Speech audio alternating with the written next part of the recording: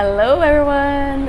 I hope that you're doing amazing wherever you are in the world. My name is Boom Shikha and I welcome you to my channel. As always, I'm really grateful that you're listening, subscribing and commenting. I really appreciate the support. And in this one I wanted to speak to you a little bit about how we're constantly being told as people with ADHD that that we're disorganized, that we're impulsive, that that we have all of these negative qualities, right? But one of the things we definitely have as a positive quality that everyone can recognize is that our brains, they work very fast. Like, they are making connections, they're having thoughts, they're doing things, our brains, so fast that sometimes ourselves, we can't keep up with it, right? One of the things I've noticed that no matter how fast my computer is, no matter how fast of a computer I buy, it still lags behind in how fast my thoughts come out when I'm typing. Like, I am a very fast typer because my thoughts come out very fast. Like my brain is working so fast, so my thoughts are being pumped out at a very high speed. And then when I'm typing at a very fast rate as well. Sometimes so much so that the computer can't keep up with it, that like my keyboard can't keep up with it.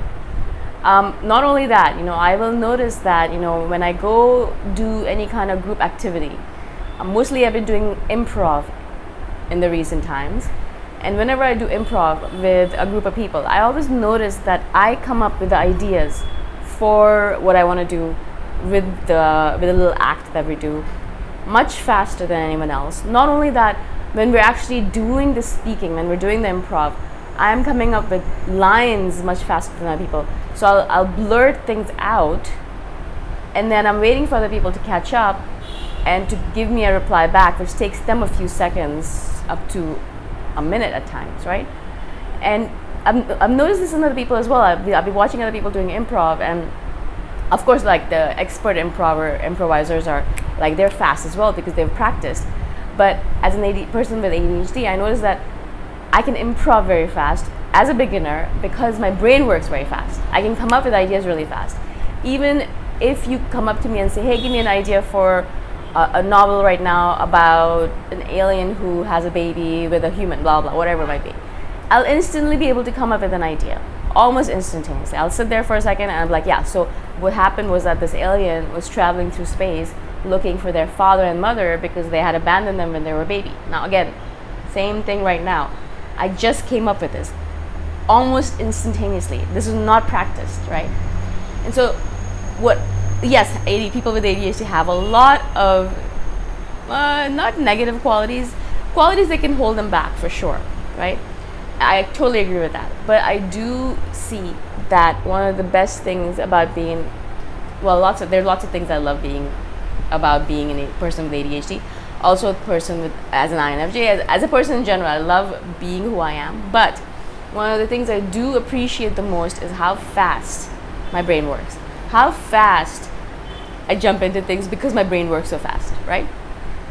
Now, our impulsivity, if you want to call it, or spontaneity, which is the word I like to use, it comes from the fact that our brains work very fast. So, we're making this connection. We're like, hey, so this would happen if I did this, and if I did that, la la la la la.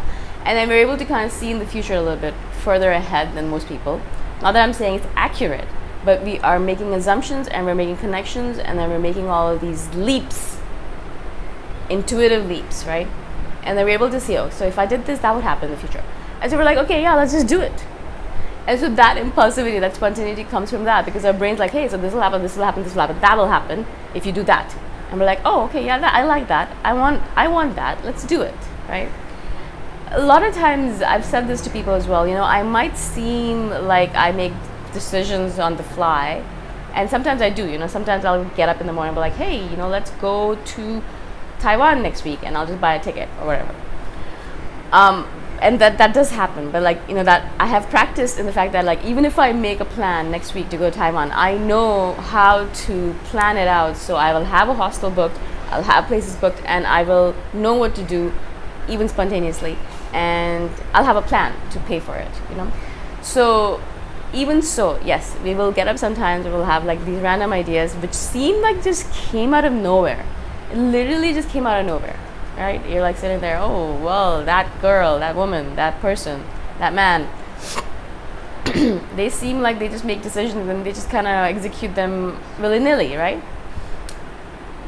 As I've said in my previous videos, I think that a lot of our thinking happens in the background. It is invisible thinking. It is happening unconsciously. So yes, I might have just decided to pack up and move to Chiang Mai when I quit my job in 2016 April. But that is not how it actually played out. It might have seemed like that to other people who are observing me from the outside, who don't have inklings or like any kind of insight into my brain. But from the inside, I could tell, hey, my brain's working very hard, very fast on figuring things out, on understanding things, on observing things in order to calculate if this is going to be a good move for me or not. And after a lot of that subconscious thinking, suddenly my brain's like, hey, this is a really good idea. You should do it. We'll figure it out. I'm sure it's going to be really good. I believe it's going to be a good move for you. Let's do it. And that's when I booked my one-way ticket to Chiang Mai, Thailand. Right? And this is the way I've kind of done a lot of the things over the past few years. And a lot of people, especially my parents, they're like, ugh, what are you doing? You know, like, maybe you should think a little bit before you kind of jump into all these things. And yes, a lot of times I'll have failed businesses. Yes, a lot of times I'll have failed relationships, all of that. But I've learned so much from all of these experiences. And I try never to invest so much into these things that I can't backtrack, that I can't be like, hey, so yeah, it didn't work out, but that's okay. It was a good experience, learning experience, let's move on, kind of thing. Also, I wanted to say that our brains work very fast, yes. You know, we're doing all these things, we're moving into situations very fast. If it feels like to you that you are doing things impulsively and not spontaneously in a way that works for you, what I've started doing quite often, and this is something that is actually recommended by a lot of experts and gurus, is to give yourself a 24-hour leeway period, a 24-hour cool-down period. Now, as a person with ADHD, it might be very hard for you to say, back up, buddy, back up. Let's do 24 hours before we decide if we're going to do this or not. 24 hours is not a really long period of time, if you really think about it. Not much will change in 24 hours, unless it's a life and death situation, which I'm not talking about anyways. I'm talking about just normal everyday situations where you're like, should I date this person? Should I quit this job and start my own business? That's not a life and death situation, I don't think. Should I move to this new country to be with this person that I really like? Or should I, leave this marriage that I don't really like? All that stuff. That kind of stuff. And a person with ADHD, what we'll do is that we'll make an instantaneous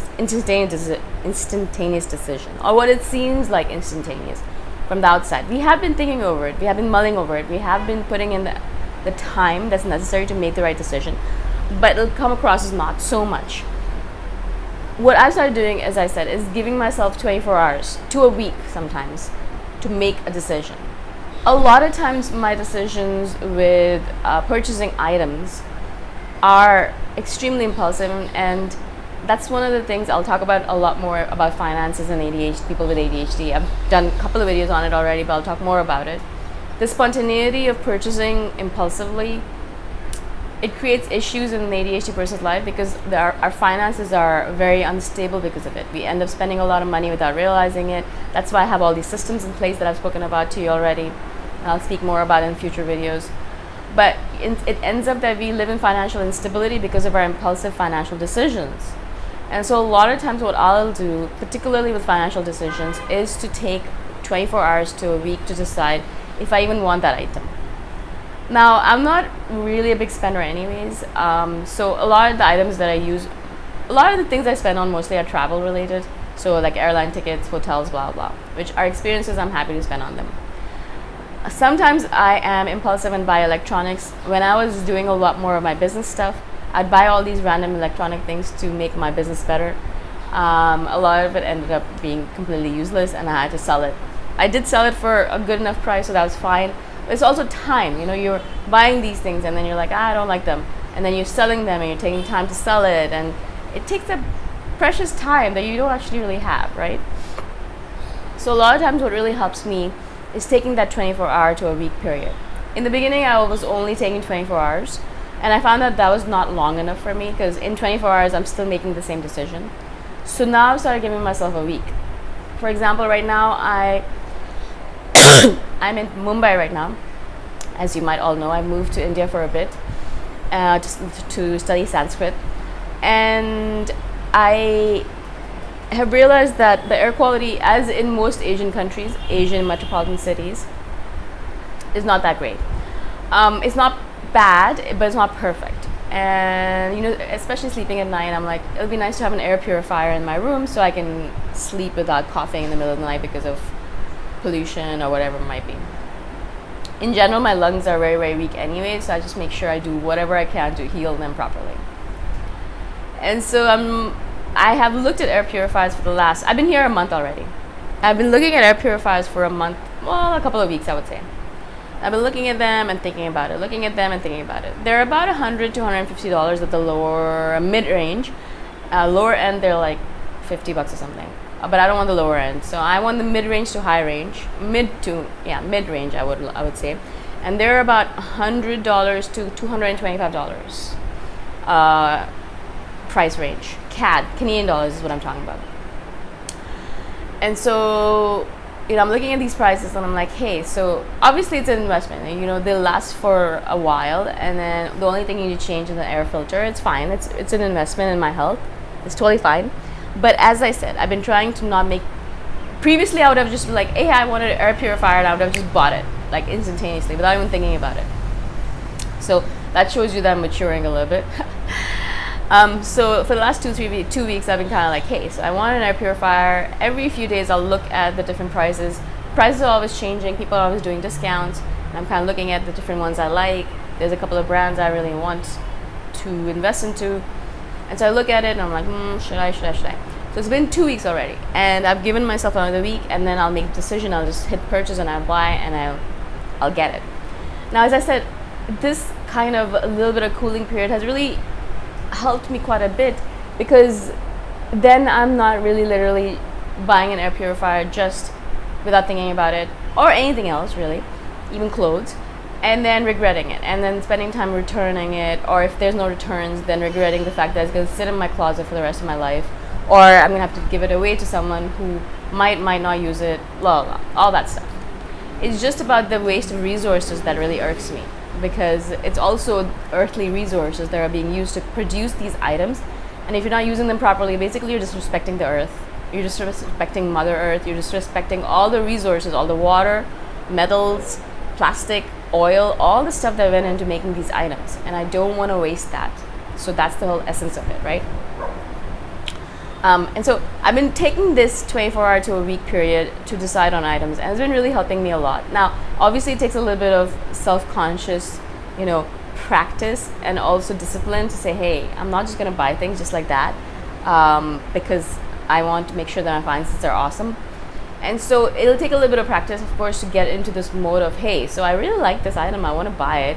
Unless you're leaving soon and you can't buy that item in your own country, you're traveling in China and you want to buy that item there, obviously you'd buy it right away there. But if you're in your home country, you have lots of time to decide, there's no sale going on, it's not a limited item, you can take your time deciding, then you should take your time deciding. You should take that 24 hours to a week or whatever amount of time works for you to decide if you want that item or not. It really helps me when making the right decision, and I know it'll help you as well. So let me know what you think about this, and let me know if you've already applied this in your life and how it works out.